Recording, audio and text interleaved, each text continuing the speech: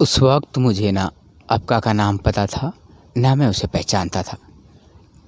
इसलिए बहुत ढूंढने के बाद भी मैं इस लड़की का पता नहीं लगा पाया जिसके साथ वो सेरेगोसी प्रोसीजर हुआ था, और मैं लंदन चला गया। कुछ वक्त पहले ही मुझे पता चला कि अक्का ये वो लड़की है जिसने मेरे बच्चे को जन्म दिया है, और अक्का आज भी इस बात से अनजान है कि मैं वत्सल्य का पिता हूँ। वंश अपनी बात ख़त्म करता है। वंश की बात सुन सबका नज़रिया अक्का को लेकर पूरी तरह से बदल गया। वत्सला जी और नंदिनी जी को तो पहले भी अक्का से कोई शिकायत नहीं थी। उन्होंने उसे पूरे मन से ही अपनाया था। पर यह सच जान के अक्का कि उनके घर के वारिस को जन्म दिया है, और उसे इस वजह से उसने अपनी ज़िंदगी में कितना कुछ बर्दाश्त किया था होगा, ये सोच उनका दिल अक्का के लिए तड़प उठा था। शिवशेखर जी और चंद्रशेखर जी की सोच में भी थोड़ा बदलाव आया था। कल तक जहां उनके पास एक भी वजह नहीं थी अक्का को अपने घर की बहू के रूप में स्वीकार करने की, वहीं आज उनके पास दो बहुत बड़ी वजह थी अक्का को अपनाने की। पहले कि अक्का एक रेपुटेटेड रिच फैमिली से बिलोंग करती है, और दूसरी सबसे बड़ी वजह कि अक्का ने उनके ख़ानदान के वारिस को जन्म दिया है, जो उनके बाद उनके नाम का मतलब जिंदा रहेगा। वत्सल्य को लेकर इतने खुश थे कि अपनी शुद्ध बुद्ध खो बैठे थे। जिस सपने को उनकी आंखें ना जाने कब से देख रही है, वो तो कब का सच हो गया था और उन्हें खबर ही नहीं थी। जो बात मैंने अभी आपको बताई वो बात बाहर नहीं आनी चाहिए, मतलब नहीं आनी चाहिए। आप चारों के बीच ही अभी ये सच रहना चाहिए। वंश धीरे मगर कठोर लहजे में बोला। वंश की बात सुन सब जैसे होश में आ जाते हैं। ठीक है वंश, तुम जैसा चाहते हो वैसा ही होगा, शिवशेखर जी बोले। वंश, क्या तुम वापस यहाँ से रहने नहीं आ सकते? चंद्रशेखर जी बोले। मैं पहले भी यहाँ नहीं रहता था दादाजी। ये बोल वंश वहाँ से जाने लगता है। वंश जाते जाते रुक जाता है। आप लोग जब चाहें वत्सल्य से मिल सकते हैं, पर तब जब वत्सल्य खुद आपसे मिलना चाहे। वंश बिना पीछे मुड़े बोला और वहाँ से चला जाता है। ओबेराय विला अक्का ने बहुत ही कम वक्त में अकेले ही काफ़ी डिशेस रेडी कर दी थी, और कुछ देर में बाहर डाइनिंग एरिया में सारा डिनर लगा देती है। सब डाइनिंग टेबल पर आकर बैठ जाते हैं। हर्षवर्धन भी घर आ जाता है। वैसे तो वो बहुत बिजी रहता है, पर आज अक्का की वजह से वो घर आ गया था। प्रस्तुति जी अक्का से कुछ कहने को होती हैं। पहले खाना खा लें अक्का, उन्हें रोकते हुए बोली। सब जैसे ही खाना खाने को चलते हैं, डाइनिंग टेबल पर लगी डिशेज को देख शॉक्ड हो जाते हैं, क्योंकि अक्का ने सबकी पसंद की डिशेज बनाई थी। बेटा तुम्हें कैसे पता हमारी पसंद? काशी ने पूछा। माँ ने बताया, अक्का बोली। सब खानदान शुरू करते हैं, खाना खाना शुरू करते हैं और सबकी आंखें नम हो जाती है, क्योंकि अक्का ने बिल्कुल वैसा ही खाना बनाया था जैसा स्नेहा बनाती थी। सब खाना खाते हैं।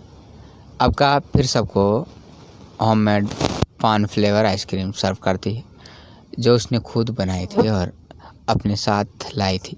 स्नेहा भी यही करती थी।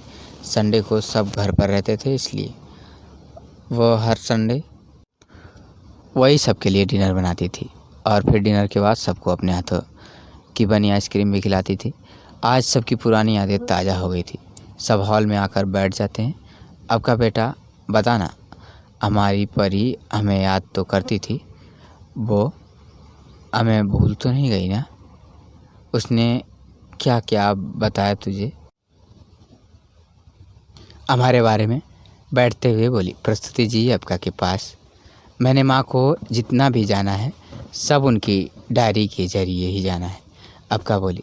जिस बेटी को आपने 24 सालों तक अपने आंचल के साए में रखा था, मुझे तो उसका आंचल मिला ही नहीं। अक्का रोते हुए प्रस्तुति के सामने अपनी खाली हाथ दिखाते हुए बोली।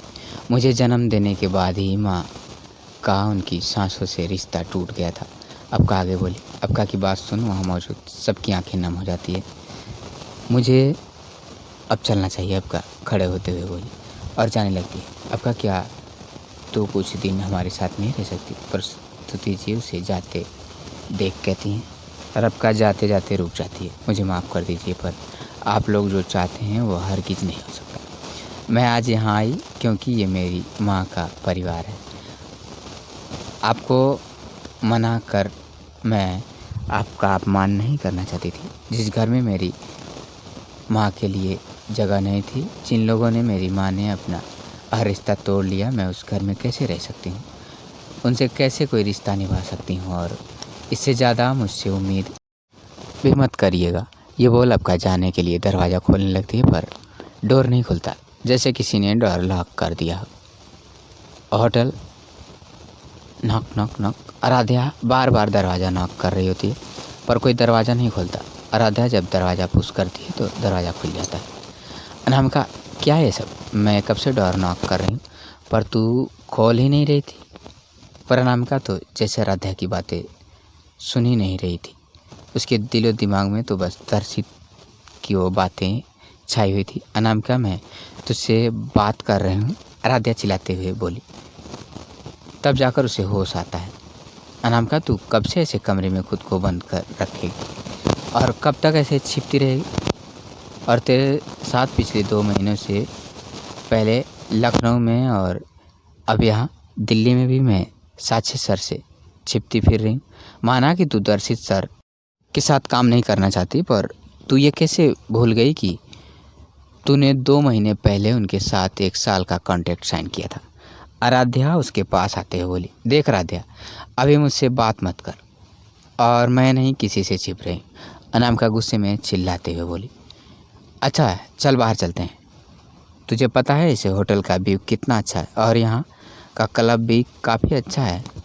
हम बहुत सी एक्टिविटी कर सकते हैं वहाँ। आराध्या आगे बोली। देख आराध्या, दिमाग खराब मत कर, मुझे कहीं नहीं आना, बोली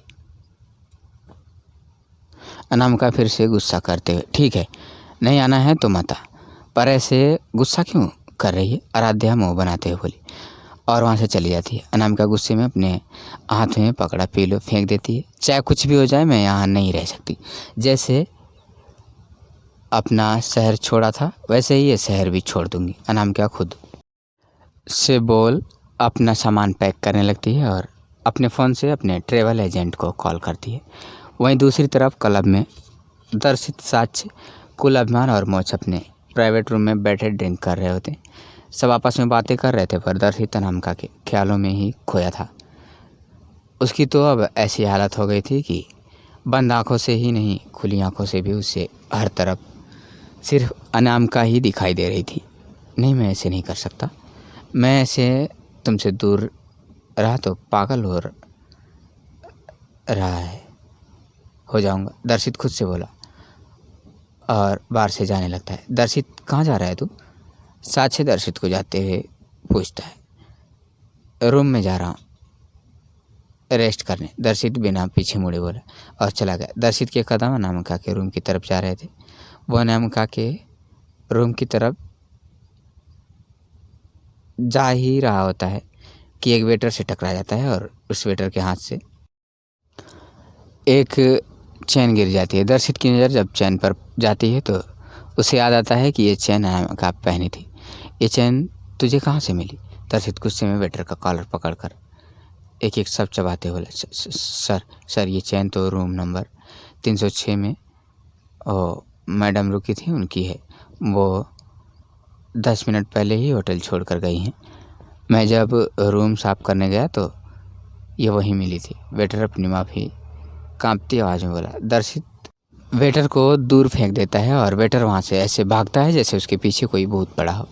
ये तुमने ठीक नहीं किया अनामिका, तुम्हें यूँ मुझे छोड़कर नहीं जाना चाहिए था। दर्शित गुस्से में अनामिका की चैन मुट्ठी में बंद करके एक एक सब चबाते हुए बोला। Wadhwa group of industries.